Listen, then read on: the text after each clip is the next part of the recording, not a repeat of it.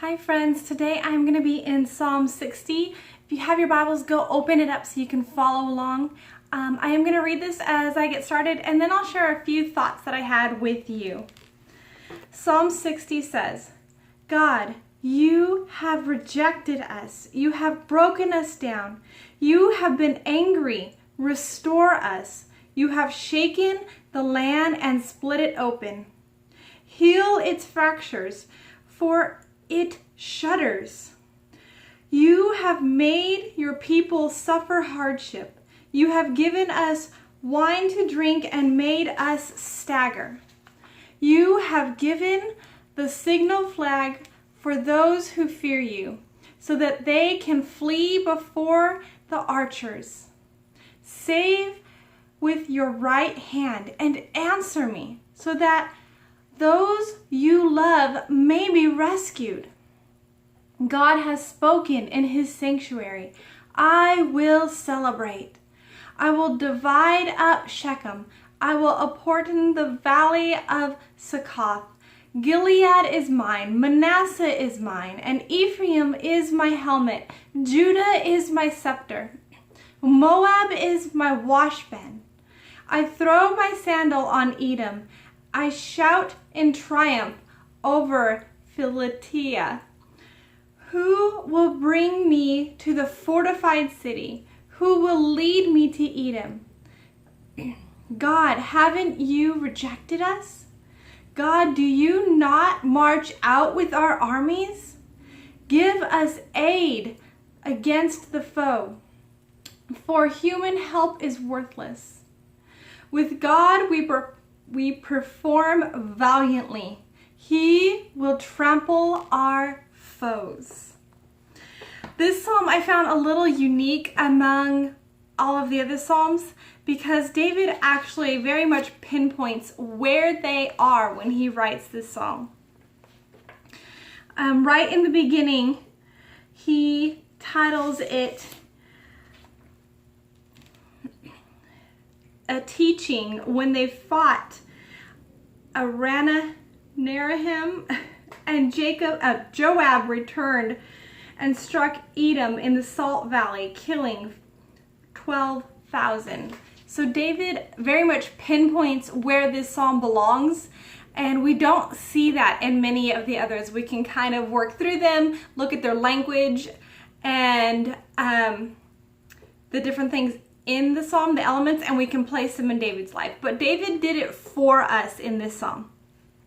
David acknowledges that everything comes from the hand of God, the good and the hard, the victory and the defeat. We don't always understand the hard, at least I don't, but that's okay because we know that everything comes from the hand of God. As I sat with this psalm, because it's a little different, and David said it was meant for teaching his army, and I just sat with it and I said, God, what can I take away from this? What can I learn? What do you have for me in this psalm? So I went back and I read it again. This time I stopped in two places. The first was verse 6. God has spoken in his sanctuary. I will celebrate. The word of our God is powerful. With it, he formed all creation. At his word, it became alive. The heavens and the earth, the animals, he spoke and they came into being. My mind also goes back to the story of when Jesus is walking on the water. He is over that. Another time, he is sleeping in the boat and the disciples wake him up because there is such a fierce storm. And with his word, he calms the storm. Peace, be still, he said.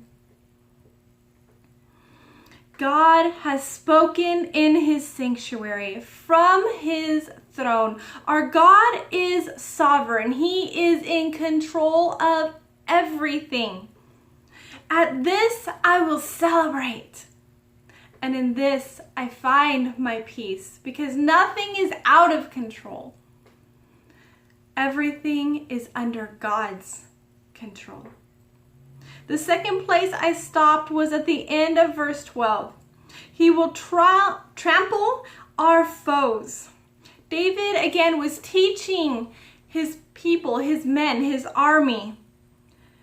So they were warriors. This was language that they understood. But I think that there is a lesson for us as well. God is the one who does it all. And without him, we cannot do anything. He is the only one through whom we have victory. And there are several verses that tell us this. One of them I have on my necklace.